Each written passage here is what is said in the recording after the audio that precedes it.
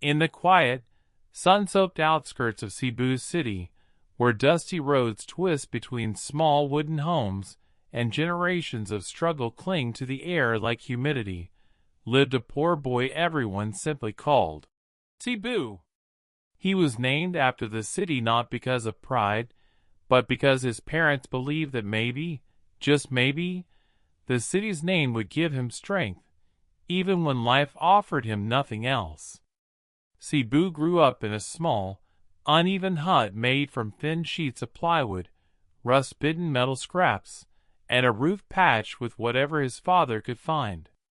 Every morning he woke up before sunrise, long before most children even opened their eyes, because his first job was always the same: walk to the old Cemon cow well and pull up water for the family. The well, famous in the barangay for its ancient stone and the tired old carabao that always stood beside it like a guardian, was the heart of the community.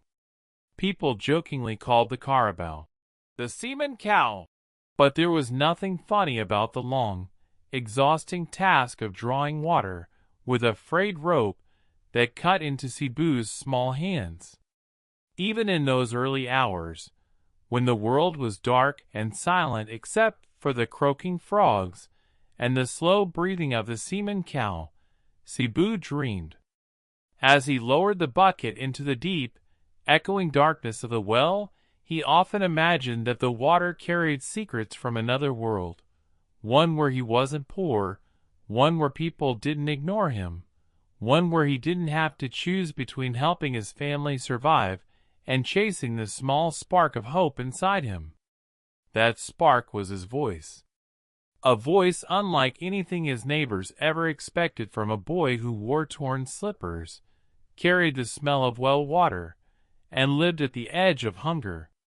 His voice was his only treasure, hidden beneath layers of hardship, like a diamond buried under mountains of soil. While other children ran, played, and wasted the mornings, Cebu practiced singing quietly beside the well. He would lean his back against its cracked stone surface and let his voice rise softly into the sky. The Cemon cow would listen too, its ears flicking as Cebu sang the first lines of Hotel California, a song he learned only from an old radio that worked half the time and crackled the other half. But Cebu didn't need perfect audio to feel the song. He felt it in every beat of his heart, in every pull of the rope that carried water up from darkness to light.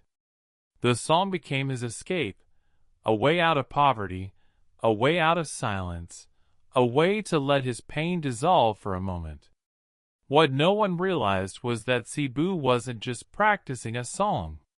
He was building a dream, note by note, beneath the sunrise.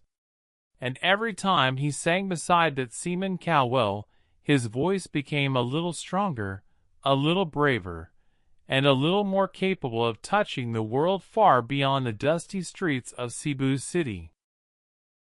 When Cebu finally stepped onto the small wooden stage at the barrio fiesta, nobody expected anything more than a simple performance from a poor boy who usually spent his days hauling water from the old Cemon cow well. People knew him as the kid with the rope burns on his hands, the kid who always smelled faintly of the cold well water, the kid whose slippers were so worn that the ground greeted his feet with every step. The crowd was busy eating street food, laughing loudly, and chatting about their day. Almost no one looked up when he walked across the stage with his cheap, scratched guitar hanging from a frayed strap. But Cebu wasn't intimidated. He had sung for the silent mornings beside the Cemon cow well, and he had sung for the tired carabao who became his only regular audience. Compared to that, facing a crowd didn't scare him, it fueled him. As Cebu adjusted the microphone, a small tremble ran through him, not from fear, but from the overwhelming weight of his emotions. This performance meant everything.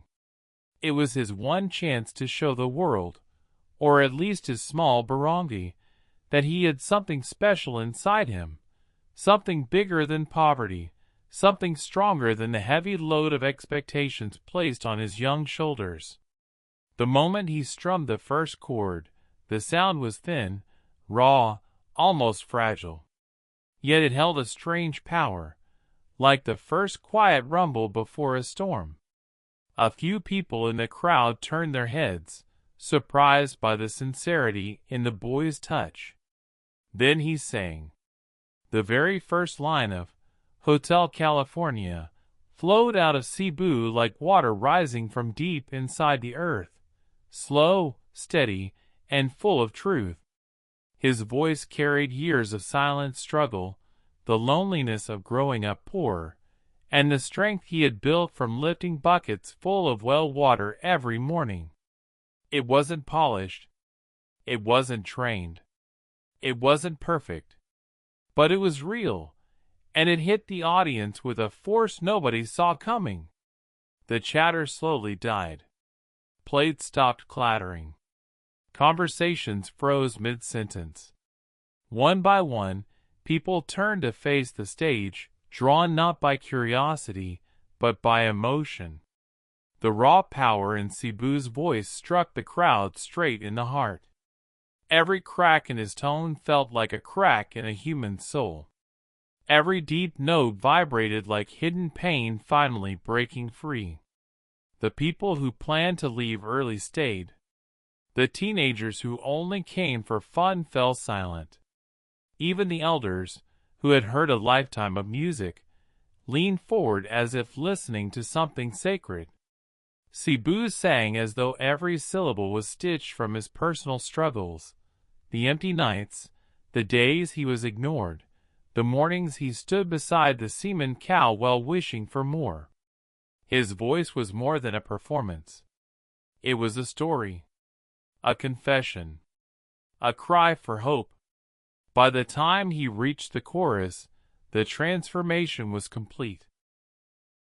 The crowd that once ignored him was now breathless, witnessing a boy who had turned all his pain, poverty, and dreams into a sound that felt too powerful for such a small stage.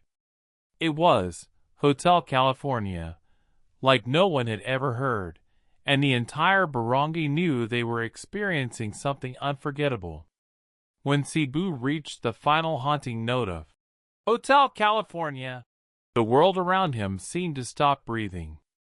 For a split second, there was complete silence, no chatter, no footsteps, not even the sound of the electric fans buzzing at the edge of the stage.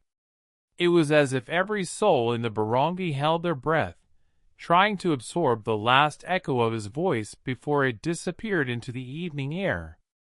Then, slowly at first, the silence cracked. A single clap, then another. And suddenly, like a wave breaking free, the entire crowd erupted into applause. Some people stood. Some people cried. Some simply pressed their hands to their chest, overwhelmed, because they knew they had witnessed something rare, a miracle born from poverty, courage, and pure heart. Word spread faster than the wind that drifted through the coconut trees. Within hours, people across Cebu City were talking about the poor boy with the golden voice, the boy who came from nothing but sang with everything he had. No one could believe that a child who spent his mornings at the Cemon cow well, pulling buckets of muddy water, could carry a voice powerful enough to silence an entire fiesta. Neighbors who had once seen him as just another kid covered in dust now looked at him with new respect. They saw a spark in him, a light that poverty could not crush. Cebu had become more than a boy. He had become a symbol.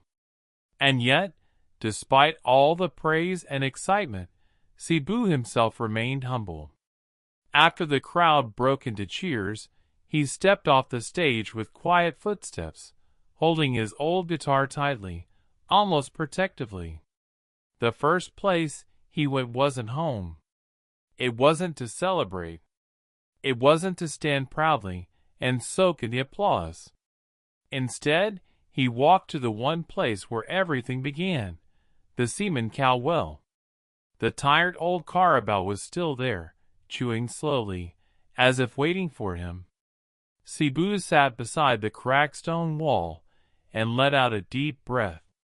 He had sung in front of hundreds, but it was here, beside the well, beside the Cemon cow, that he felt grounded, safe, and real. As he looked at the water's dark reflection, he saw more than his face. He saw his journey. The early mornings.